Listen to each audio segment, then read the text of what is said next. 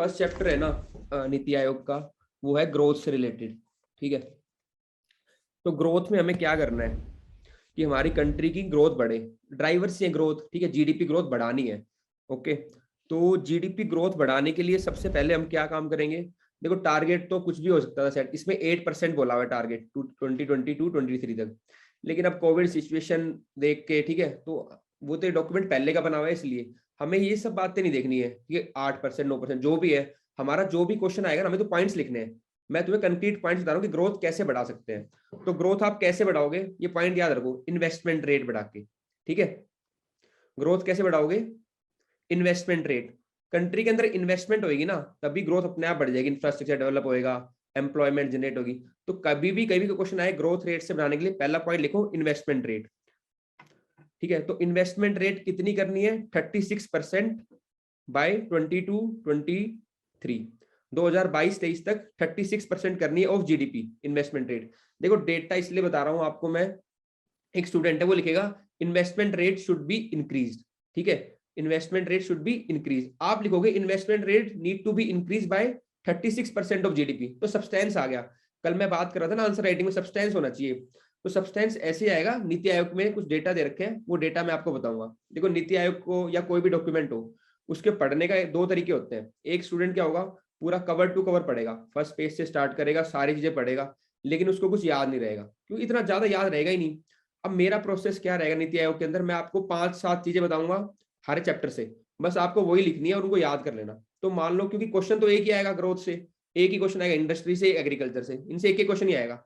हर एक के 5-5, 7-7 पॉइंट लिखवा दूंगा, कुछ भी क्वेश्चन आए उसमें वो डाल के आ जाना। ठीक है ना, तो बहुत ज्यादा कवर नहीं कराऊंगा, केवल 5-5 पॉइंट करवाने को मैं चैप्टर लाइन में लाइन पढ़ा सकता हूँ, लेकिन एक चैप्टर को 1 घंटा लग जाएगा फिर तो। ऐसे नहीं है, मेरा एम है एक चैप्टर को 15 मिनट में खत्म करूँ। ठीक है, और ताकि आपको बस मेन के 5-7 पॉइंट लिखवा दूं जो आप आंसर में लिख पाओ। ठीक है, यूटिलिटी देखनी है डॉक्यूमेंट की, उतना ही निकालेंगे जितना काम आएगा। तो ये बेसिक है कि ग्रोथ को बढ़ाने के लिए पहला काम क्या आता है, इन्वेस्टमेंट चाहिए। तो इन्वेस्टमेंट करनी है 36% ऑफ जीडीपी बाय 2022-23। अब देखो, इन्वेस्टमेंट बढ़ाने के लिए क्या करना पड़ेगा आपको? ठीक है, इन्वेस्टमेंट रेट बढ़ाने के लिए क्या करना पड़ेगा? Increase tax to GDP ratio to at least 22%।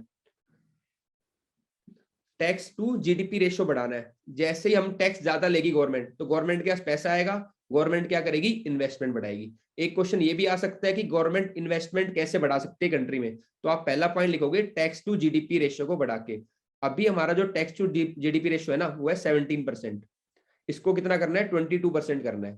तो टैक्स टू जीडीपी रेशियो को इंक्रीज करना है 17% से 22% इसी ईयर में। 20, ये जो पूरा चलेगा 2022-23 का चलेगा, क्योंकि इंडिया एट 75 का जो टारगेट है सारे यही है 22। ठीक है, 22-23। तो पहला क्या करना है? टैक्स बेस बढ़ाना है। मान लो आज हमारे पास जो जीडीपी है, टैक्स टू जीडीपी रेशियो क्या होता है कि हमारी जीडीपी का कितना परसेंट हम टैक्स से ले रहे हैं। ठीक है, वो तो बढ़ाना ही है। ठीक है, सेकंड क्या है आपका? सेकंड पॉइंट है आपका अट्रैक्ट एफडीआई। ठीक है, एफडीआई को अट्रैक्ट करना है। अगर बाहर से पैसा और आएगा, ठीक है, तो क्या होगा? अगर बाहर से पैसा और आएगा तो हमारे यहाँ पे इन्वेस्टमेंट रेट बढ़ेगी। थर्ड पॉइंट क्या है? Encourage private investment online suggested by Kelkar committee. अब ये देखो, अगेन लोग क्या कहेंगे? प्राइवेट इन्वेस्टमेंट को बढ़ाओ। हम क्या लिख रहे हैं? Encourage private investment online suggested by Kelkar committee. Kelkar committee पर डालो। केलकर कमेटी ने कुछ रिकमेंडेशन दिए थे कि कैसे हम कंट्री के अंदर प्राइवेट इन्वेस्टमेंट बढ़ा सकते हैं। अब हम यहाँ पे रिकमेंडेशन तो नहीं लिखेंगे बहुत सारी, लेकिन हम ये कह देंगे, हमें एग्जामिनर को दिखा रहे हैं कि हमें नॉलेज है कि केलकर कमेटी भी हमने लिख दी उसके बारे में। ठीक है, तो ये हो गया आपका पहला पॉइंट। तो हमें क्या करनी है? कंट्री के अंदर ग्रोथ बढ़ानी है। तो ग्रोथ बढ़ाने के लिए सबसे इंपॉर्टेंट पॉइंट है इन्वेस्टमेंट बढ़ाओ। ठीक है, इन्वेस्टमेंट होगी तो ग्रोथ अपने आप बढ़ जाएगी। और इन्वेस्टमेंट बढ़ाने के मैंने आपको 3 पॉइंट बताए हैं। कौन कौन से बताया ईमान? टैक्स टू जीडीपी हाँ, रेशियो टैक्स इंक्रीज जीडीपी बढ़ाओ कि 70%। टैक्स ज्यादा आएगा, गवर्नमेंट ज्यादा इन्वेस्ट करेगी। 22% करना है, डेटा भी दे दिया आपको। दूसरा हम करेंगे एफडीआई करेंगे, बाहर से पैसा आएगा। हाँ, जो बाहर से पैसा आएगा तो वो भी इन्वेस्ट करेंगे हम। ठीक है, तो हमारा इन्वेस्टमेंट बढ़ जाएगा। तीसरा मैंने क्या किया है? प्राइवेट से बढ़ाओ। ठीक है, प्राइवेट इन्वेस्टमेंट, हाँ इन्वेस्टमेंट कर रहे हैं, इनकरेज प्राइवेट को। ठीक है, on on the line suggested by, कौन सी कमेटी थी प्राइवेट इन्वेस्टमेंट के लिए? केलकर कमेटी। प्रीलिम्स में भी आ सकता है कि Kelkar committee give recommendation for increasing private investment. तो ये स्टेटमेंट क्या हो जाएगी? ठीक हो जाएगी। तो पहला पॉइंट था इन्वेस्टमेंट रेट बढ़ानी है, दूसरा पॉइंट है एक्सपोर्ट्स को बढ़ाना है। ठीक है, तो एक्सपोर्ट्स को बढ़ाना है, गुड्स एंड सर्विसेज दोनों में बढ़ाना है एक्सपोर्ट्स को। ठीक है, और टारगेट था $800 बिलियन, 800 बिलियन करना है बाय 22-23, 2022-23 तक कितना करना है, 800 बिलियन एक्सपोर्ट्स को, गुड्स एंड सर्विस दोनों में। और अभी अगर देखो तो लगभग 500 बिलियन के आसपास है, तो 500 से 8 बिलियन करना था। ठीक है, तो ये सब छोड़ो, बस आपको ये ध्यान रखना है इसमें, क्योंकि डेट तक कोविड के कारण अगेन सिचुएशन चेंज हुई है, लेकिन आपको मैं बता रहा हूँ कोई क्वेश्चन आएगा ग्रोथ के लिए, तो पहला पॉइंट लिखोगे इन्वेस्टमेंट रेट, उसके अंदर 3 पॉइंट, फिर आप लिखोगे एक्सपोर्ट्स को बढ़ाना है, टारगेट हमारा है 2022-23 तक कि 800 बिलियन करना है एक्सपोर्ट्स। थर्ड पॉइंट लिखो work with states to ease land and labour regulations. देखो first point investment rate, second export promote करना है, थर्ड मैं दोबारा बता देता हूँ work with states to ease land and labour regulations. बस ये पॉइंट याद आने चाहिए एग्जाम के अंदर। ठीक है, और फोर्थ पॉइंट है आपका गिफ्ट, जो गिफ्ट सिटी है ना आपकी गुजरात में, ठीक है, गुजरात इन्वेस्टमेंट एंड फाइनटेक, ठीक है, गिफ्ट सिटी है, तो GIFT should be leverage to push financial sector. Actually GIFT City का कॉन्सेप्ट बताता हूँ आपको क्या है। एक सिटी बना रखी है गिफ्ट सिटी गुजरात के अंदर, उसके अंदर गवर्नमेंट क्या कर रही है, आपको स्टेट ऑफ आर्ट फैसिलिटीज देती है। ठीक है, तो वहां पे जितने भी आपकी टेक्नोलॉजिकल फर्म्स हैं, ठीक है, जितने भी आपकी फाइनेंशियल फर्म्स है जैसे इंश्योरेंस से रिलेटेड, तो वो वहां पे एक जगह इकट्ठे होकर क्या कर सकते हैं, आपको उनको फैसिलिटी मिल जाएंगी ताकि हमारे यहाँ की कंट्री से एक्सपोर्ट प्रमोट हो। मेन एम यही है। तो उसको हमने अभी तक प्रॉपर तरीके से लेवरेज नहीं किया है। अगर उसको प्रॉपर तरीके से लेवरेज करेंगे तो कंट्री के अंदर इन्वेस्टमेंट प्रमोट होगी। ठीक है, अगेन प्रोडक्शन बढ़ेगी, एम्प्लॉयमेंट जनरेट होगा, एक्सपोर्ट बढ़ेगा, तो ग्रोथ अपने आप हो जाएगी। तो जो गिफ्ट सिटी है ना, वो अभी तक क्या है, लेवरेज नहीं की प्रॉपर, तो उसको लेवरेज करना है। GIFT should be leverage to push financial sector, तो इससे हमारा फाइनेंशियल सेक्टर भी प्रमोट होगा। अगर हमने ये सारी चीजें कर ली, ठीक है, तो हमारा क्या होगी, कंट्री के अंदर ग्रोथ प्रमोट हो जाएगी। अब एक पॉइंट और लिखो कि एक्सपोर्ट हम कैसे बढ़ाएंगे। ठीक है, तो एक्सपोर्ट हम कैसे बढ़ाएंगे, कई बार क्वेश्चन डायरेक्ट आता है कि एक्सपोर्ट कैसे बढ़ाओगे आप, तो पहला लिखो इंप्रूव कनेक्टिविटी। देखो कनेक्टिविटी का क्या फायदा होता है, मान लो हमने DMIC कॉरिडोर बनाया, दिल्ली मुंबई इंडस्ट्रियल कॉरिडोर, ठीक है, उससे क्या होगा, जो भी हमारे कंट्री के अंदर प्रोड्यूस हो रहे हैं उसके हिंटरलैंड में, ठीक है, तो वो हम क्या करते हैं, फटाफट कनेक्ट करके प्रोड्यूस करके उनको बेच सकते हैं कहाँ पे, पोर्ट के पास। तो लॉजिस्टिक्स इंप्रूव हो जाती है, ट्रांसपोर्ट इंप्रूव हो जाता है। तो जब भी एक्सपोर्ट का क्वेश्चन आएगा तो पहला क्या लिखोगे आप, इंप्रूव कनेक्टिविटी।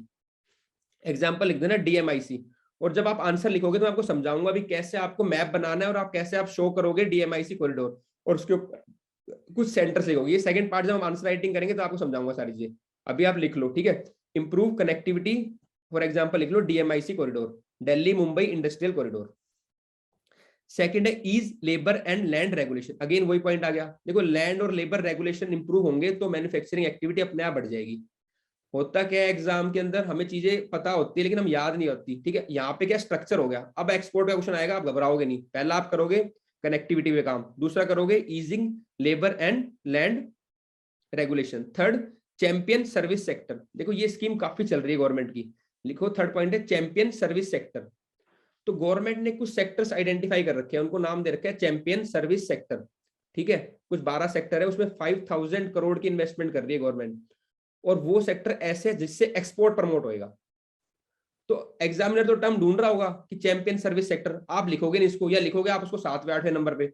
मैं चाह रहा हूँ प्रायोरिटी वाले पॉइंट्स पहले ही आ जाए, क्योंकि नीति आयोग में दे रखी है चीजें। ठीक है, कल भी मैंने बच्चों को बताया था, गवर्नमेंट के जो जो ये UPSC में चेक करते हैं क्या गाइडलाइंस होती है, ये पॉइंट होने चाहिए, तो वो एग्जामिनर चेक कर रहा होगा ये पॉइंट्स होंगे नहीं होंगे। तो आप जितना उसके क्लोज आओगे आपके मार्क्स उतने बढ़ जाते हैं। ठीक है, तो फर्स्ट पॉइंट था कनेक्टिविटी, ये मैं बता रहा हूँ एक्सपोर्ट को कैसे प्रमोट करना है। सेकंड है ease of labour and land regulation, third है चैंपियन सर्विस सेक्टर, और फोर्थ है closer economic integration with in South East Asia and the emerging economies of South East Asia using BBI and BIMSTEC. देखो कितनी अच्छी बात है, पहला point मैंने लिखा कनेक्टिविटी। ये सारे पॉइंट एक्सपोर्ट के हैं। हाँ एक्सपोर्ट्स के हैं। देखो पहले हमें वैशाली पहले क्या करना था, ग्रोथ बढ़ानी थी। ग्रोथ के अंदर पहला पॉइंट था इन्वेस्टमेंट, इन्वेस्टमेंट के अंदर मैंने 2 पॉइंट बताए आपको। ठीक है, फिर ग्रोथ बढ़ाने के लिए एक्सपोर्ट, हाँ 3 पॉइंट बताए। ठीक है, फिर ग्रोथ बढ़ाने के लिए आपको एक्सपोर्ट बढ़ानी पड़ेगी। अब मैं एक्सपोर्ट के अंदर पॉइंट बता रहा हूँ आपको। ठीक है, लेकिन देखो अच्छी बात क्या है डॉक्यूमेंट की, देखो कितनी डाइवर्सिटी है पॉइंट की। पहला पॉइंट इसने बताया कनेक्टिविटी का, जो कि इंफ्रास्ट्रक्चर से रिलेटेड है। दूसरा पॉइंट इसने बताया लैंड और लेबर रेगुलेशन का। ठीक है, तीसरा चैंपियन सर्विस सेक्टर, यानी सर्विस सेक्टर पे आ गया। और फोर्थ पॉइंट ना इसने इंटरनेशनल कनेक्ट किया है। ये क्या कह रहा है फोर्थ पॉइंट के अंदर, जो हमारी साउथ ईस्ट एशियन कंट्रीज है और जो साउथ एशिया है, ठीक है, उसमें कनेक्टिविटी को प्रमोट करो कि जैसे मान लो बांग्लादेश से हमारा कुछ गुड्स आ रहा है, म्यांमार से हमारे पास गुड्स जा रहा है, ठीक है, फिर हम अपना जो मार्केट है वो एक्सप्लोर कर रहे हैं साउथ ईस्ट एशियन कंट्रीज में भी, यानी कि इंडिया का सामान साउथ ईस्ट एशिया भी जा रहा है। ये सब चीजें करनी है। आ रही बात समझ में? तो फोर्थ पॉइंट इसने इंटरनेशनल एंगल भी डाल दिया। तो ये ब्यूटी है इस डॉक्यूमेंट की, ये आपको नेशनल पर्सपेक्टिव भी देगा, इंटरनेशनल भी देगा, ठीक है। और काफी डाइवर्सिटी आगे हम देखेंगे, एजुकेशन में, हेल्थ में एनजीओज भी आएंगे, मतलब पॉइंट्स रिपीटेशन नहीं है, सारे पॉइंट्स अलग अलग हैं, ठीक है। तो जो फोर्थ पॉइंट मैंने समझा दिया था, लिखवा देता हूँ एक बार। Closer economic integration with in South Asia, South Asia के अंदर इंटीग्रेशन हो proper, and the emerging economies of South East Asia. हाँ, closer economic integration with in South Asia and the emerging economies of Southeast Asia using BBIN। ये Bangladesh, Bhutan, India, Nepal का एक corridor है, B project है, BBIN and BIMSTEC, ठीक है, bay of Bengal initiative on multi sectoral, है ना, वो ट्रांसपोर्ट इलेक्ट, पूरा फुल फॉर्म अगर नेट से देख लेना इसका, ठीक है।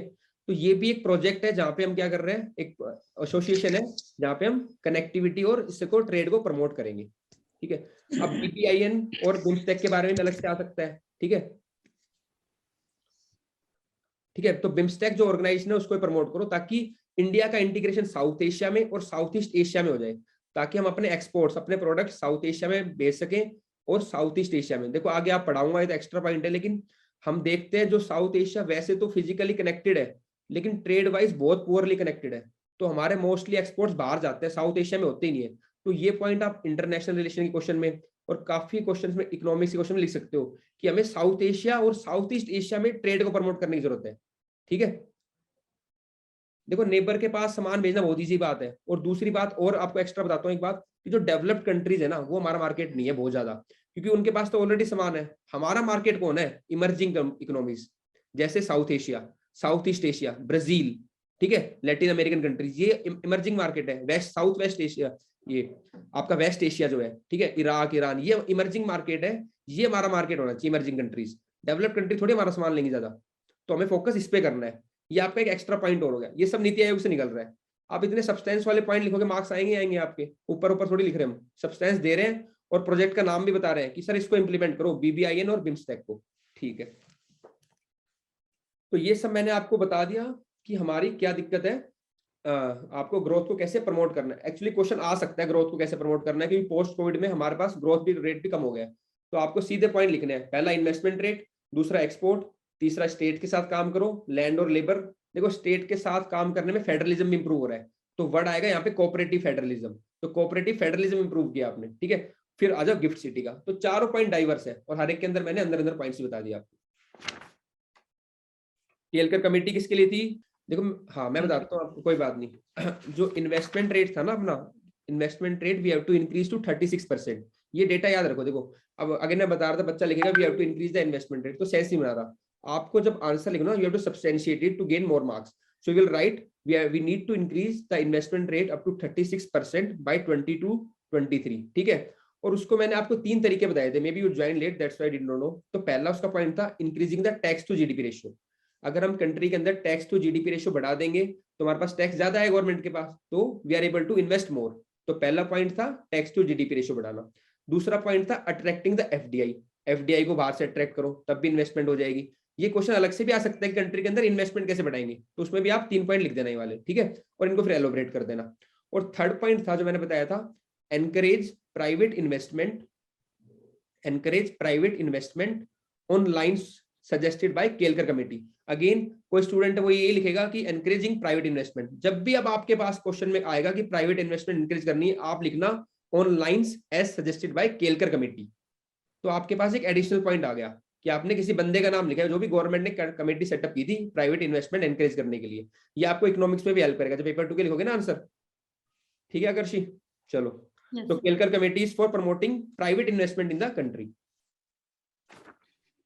चलो ये हो गया आपका, देखो फर्स्ट चैप्टर कंप्लीट हो गया। तरीका ठीक है, इस मेरे ख्याल से 15 मिनट में हमने फर्स्ट चैप्टर कर लिया है, ठीक है। इस तरीके से मैं आपको ओवरऑल 5-7 चीजें बताऊंगा जो हम डिस्कस भी कर लेंगे, आपको याद भी हो जाएगा, आपका चैप्टर भी कंप्लीट हो जाएगा।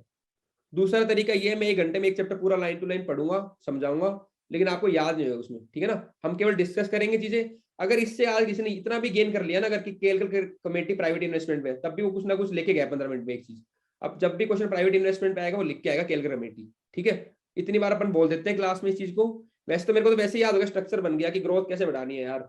टेक्स्ट, वो पहला पॉइंट का था, इन्वेस्टमेंट बढ़ानी है, ठीक है, एक्सपोर्ट बढ़ाना है, फिर स्टेट के साथ कोऑर्डिनेट करना है, फिर गिफ्ट सिटी को लेवरेज करना है, ठीक है। इन्वेस्टमेंट कैसे बढ़ानी है, प्राइवेट इन्वेस्टमेंट, ठीक है, एफडीआई और टैक्स टू जीडीपी रेशो बढ़ाना है, एक्सपोर्ट्स के अलग पॉइंट बता दिए। तो ऐसे स्ट्रक्चर बनना चाहिए दिमाग में।